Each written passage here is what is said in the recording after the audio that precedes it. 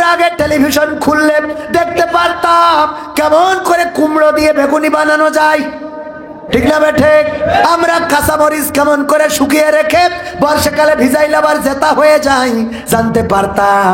তারপরে কাঁঠাল দিয়ে বার্গার বানানো শিখলাম। আবার ওই যে ভারতে দেখলাম আমার দাদার দেশের সাংবাদিকরা সাক্ষাৎকার নিয়েছে জনগণের, বলে দাদা বড্ড বিপদে আছি গো দাদা, কি হয়েছে? কষ্ট হলো যে আমাদের দেশের পেঁয়াজগুলো বাংলাদেশে দিতে না পেরে দাম পাচ্ছি না।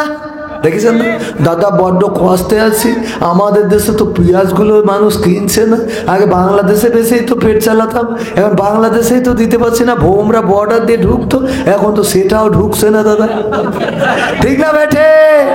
আমি বললাম পেঁয়াজ আর ঢুকানো দরকার নাই, আমাদের আর লাগবে না ওগো দাদা, কারণ আমাদের নেত্রী পেঁয়াজ ছাড়া রান্না শিখাইয়ে তারপর ওই পাশে গেছে, ঠিক না বেটে?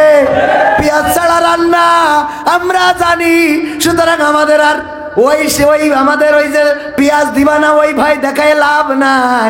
আমরা বলি পেঁয়াজ নেব না, যদি গোশত না দিতে চাও গরু যদি না রপ্তানি করো অসুবিধা নাই, আমরা কাঁঠাল দিয়ে গোশতের অভাব পূরণ করতে পারি, ঠিক না বেটে? সামনে রমজানের মাস, এই রমাদানের রোজা রাখার পরে যদি সৌদি আরব বলে আমরা বাংলাদেশে খুরমা দেব না, আমি বলি কোনো অসুবিধা নাই, কারণ আমাদের আগের সরকার শিখাই গেছে পেয়ারা আর বড়ই দিয়ে কেমন করে ইফতার করতে হয়, ঠিক না বেটে? সব শিখানো, এমন কি দেখা যায় সংসারে অশান্তি বেঁধে যায়। আমাদের সভাপতি সুপারিনটেন্ডেন্ট ওনার স্ত্রী বলেছে একটা ফোন কিনে দাও, টাচ ফোন। আমি একটু কবির বিনস আমাদের এই হ্যালো দেখবো, টাচ ফোন একটা কষ্ট করে কিনে দিয়েছে সিম্ফনি গ্রুপের, কারণ অত টাকা তো হুজুরের নেই। সিম্ফনি বাংলাদেশের ব্র্যান্ডের একটা কিনে দিয়েছে। যেই দিন ফোনটা হাতে পেয়েছে ওই দিন টেলিভিশনে দেখে আমার ওবায়দুল কাদের কাকা বলতেছে এই মোবাইল কে দিয়েছে? শেখ হাসিনা সরকার দিয়েছে। বাড়ি গালি বলছে নাও তোমার ফোন চালাবো না। কেন? আমি তোমার স্ত্রী, তুমি আমার সাথে এত বড় সিট করলে কি করে? তোমার বললাম তোমার টাকা দিয়ে আমার একটা ফোন কিনে দিবা, আর তুমি শেখ হাসিনা দিয়া তিরানের ফোন আমার দিছাও। সহ্য না করি পারা যায়, ঠিক না বেটে? সংসারে অশান্তি বাঁধে না, বাঁধে না? এই বিউটি পার্লার কে দিয়েছে? আর বিউটি পার্লার দিল যুবকরা, ওই বিউটি পার্লারের মেকআপ বক্স দেখে খুশি হয়ে গেল, চেহারা দেখে মনে করে আহারে এর ছাড়া বাঁচা যাবে না, বিলকিস ছাড়া আমি আর কারোর বিয়ে করব না। ও মা, বিয়ে করার পরে পরের দিন দেখে যে কি ভুল করলাম, যাতে গেল বলো এ কোন আজব কারখানা, যাতে গেল বলো, ঠিক না? ঠিক। কারণ যুবকেরা বিয়ে করার পরে তারপর বুঝতে পারে ওই যে মেকআপ সুন্দরী এটা চিনতে পারে নাই।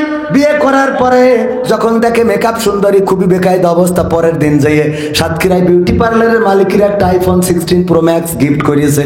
বলছে কিসের জন্য? বলছে কালকে বিলকিস নামের একটা মেয়ে সাজাইছিলে মনে আছে? কয় হ্যাঁ, তার তো বিয়ে হয়েছে। কয় আমি তার বর।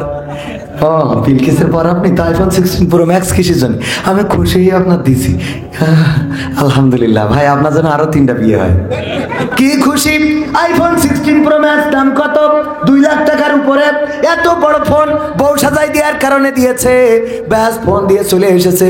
ফোনের বক্সটা খুলে দেখে কিসের আইফোন, ওর মধ্যে পুরা রয়েছে নোকিয়া 1100 গাডার মারা, তাও বাটন ইঁদুরি দুটো নিয়ে গেছে। বাটন নোকিয়া 1100 গাডার মারা, বাটন নিয়ে গিয়েছে ইঁদুরি 2টা। লেখা রয়েছে এখন কেমন লাগে? এখন কারণ তুই কালকে যে মালডারে সাজাইছিলি ওইটা তো আমি বাসর রাতে ঘুমটা উল্টায়ে দেখলাম পরিমণির খালাতো বোন। কিন্তু সকালে এক গোসলের পরে মেকআপ যখন ধুয়ে গেছে দেখি নোকে 1100 গাডার মারা বাটনেও কাজ হচ্ছে আছে না না। এবার গান গায় আমি পারি না আর পারি না, আমি কেন মরি না, আজরাইল কি চিনে না আমারে গো, আমি পারি না আর পারি না, হয়তো 2 দিন পরে মরবো, আগে মরলে কি ক্ষতি, ওরে এই দুনিয়ার রং তামাশা বুঝলাম না রে একরতি, ও আমার ঘরের রমণী সে যে কাল নাগিনী, ঘরের রমণী ও যে কাল নাগিনী। সাতক্ষীরার বিউটি পার্লার আমার বাজাইছে 12টায়, আমি পারি না আর পারি না। ঠিক না বেঠে? মেয়েরা এই গান গাইলে বলতো আমি পারি না আর পারি না, আমার স্বামী কেন মরে না? ও কেন মরে না? আজরাইল কি চিনে নাই আমার স্বামী রে গো, আমি পারি না আর পারি না। ও গো আমার মা বোনেরা, আপনাদের জন্য শর্টকাটে যে কথা আল্লাহ বললেন ওয়া করনা ফি বুয়ুতিকুন্না ওয়ালা তাবাররাজনা তাবাররুজাল জাহিলিয়াতিল উলা। ও নারীরা পর্দার মধ্যে থাকো, জাহিলি যুগের মেয়েদের মতো সাজুগুজু করে নিজেদেরকে প্রদর্শন করে বেড়ায় না। সুতরাং পর্দার মধ্যে থাকবেন, নিজেদেরকে দায়ুস করবেন না। আল্লাহর নবী দায়ুস নারীদেরকে সুপারিশ করবেন না।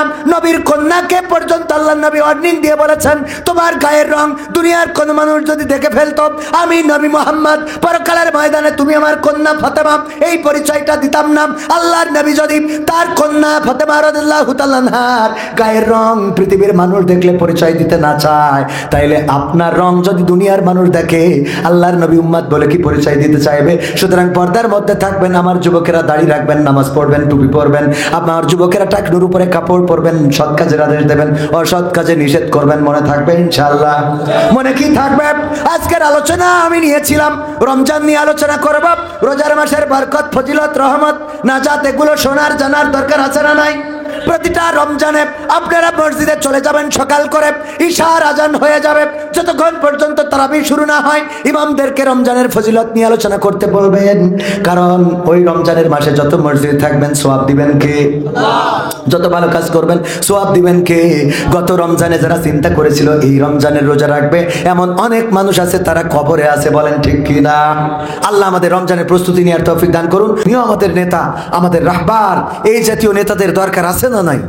যেই নেতারা এই সময়ও বলবে জনগণের মুহাদ্দিস আবু সাঈদ এমপি হওয়ার পরে অস্ট্রেলিয়ায় পাঠানো হয়েছিল, যেই খরচ দেয়া হয়েছিল, খরচ বেঁচে গিয়েছিল, সেই টাকা ঢাকা থেকে এয়ারপোর্ট থেকে বের হয়ে আগে বেগম জিয়ার ফান্ডে জমা দিয়েছে, তারপরে জিকর গাছা চৌগাছায় ফিরে এসেছে যে আমার জন্য নির্ধারিত নির্দিষ্ট বাজেটের টাকা এত টাকা বেঁচে আছে, সেই টাকা আমি এই ফান্ডে আবার জমা দিয়ে চলে গেলাম।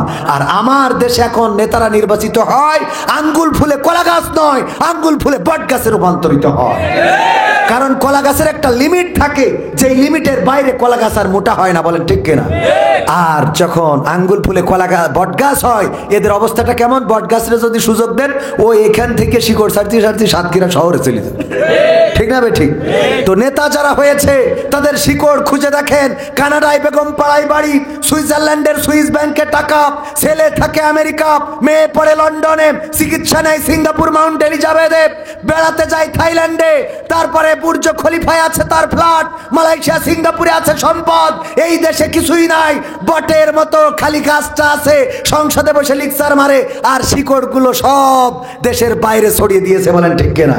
এই জন্য যারা বলে আঙ্গুল ফুলে কলা গাছ, কলা গাছ নয়, আঙ্গুল ফুলে তারা বট গাছে রূপান্তরিত হয়। বলেন ঠিক কিনা?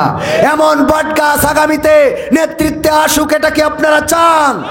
আগেই বলেছি আমরা বাংলাদেশে ইংরেজদের শাসন পেয়েছি, তারা শান্তি দিতে পারে নাই। পাকিস্তানিদের শাসন দেখেছি, তারা শান্তি দিতে পারে নাই। ৭১ পরবর্তী সোনার বাংলা, সবুজ বাংলা, রূপালী বাংলা, পূবালী বাংলা, দীপালী বাংলা, ডিজিটাল বাংলা, স্মার্ট বাংলা, সব বাংলা দেখা শেষ। শান্তি যেহেতু আসে নাই, এখন আমাদের সিদ্ধান্ত হলো ইসলামের বাংলা দেখতে চায়। যারা ইসলাম নিয়ে সামনে আসবে তাদের পক্ষে আমরা থাকতে রাজি আছি না নাই?